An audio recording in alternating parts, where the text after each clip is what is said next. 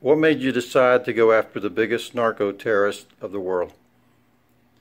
You know, when we first got stationed in Colombia, we didn't know what case we were going to work on. So when I got there in 1991, my partner Javier had already been there since 1988 working on the Pablo Escobar case. But when he got there in 1988, he didn't know that was the case he was going to be working on. So what happens is they just assign us cases when we get to new offices, and that's how we both ended up on the Escobar case. What were the biggest challenges you faced?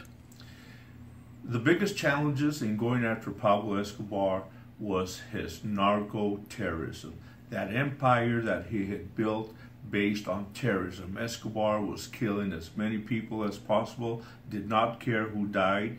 We call him the inventor of narco terrorism. A lot of people died at the hands of Pablo Escobar. What impact did this hunt have on your personal lives? Well, you know, when Escobar escaped from his prison, that's when Javier and I started living in Medellin with the Colombian National Police, and our homes were back in Bogota. So for me, my wife was with me in country, and I had to leave her back there, and we lived in Medellin for 18 months.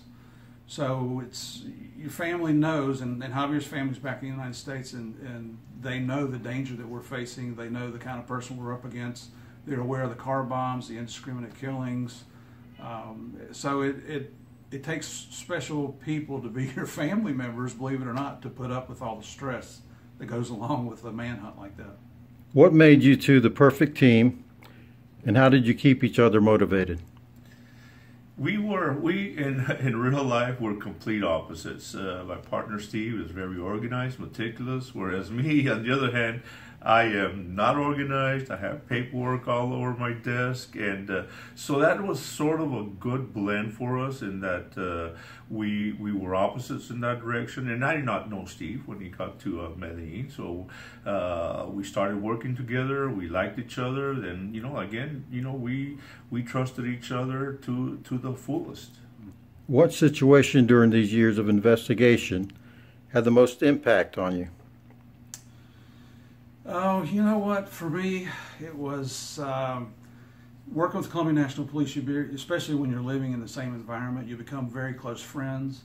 And I can't tell you how many of our friends we saw killed down there, Colombian police officers, how many innocent citizens were killed by the indiscriminate bombs that were set off. And we're talking about families. We're talking about mothers with their children out buying school supplies.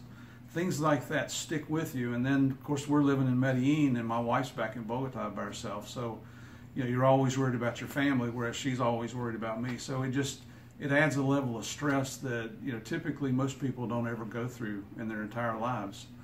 And I know for Javier, you know, one of the biggest challenges for him was we worried about the car bombs, because you could just be driving down the street, Pablo sets off a car bomb, and if you're in the wrong place at the wrong time, you're dead.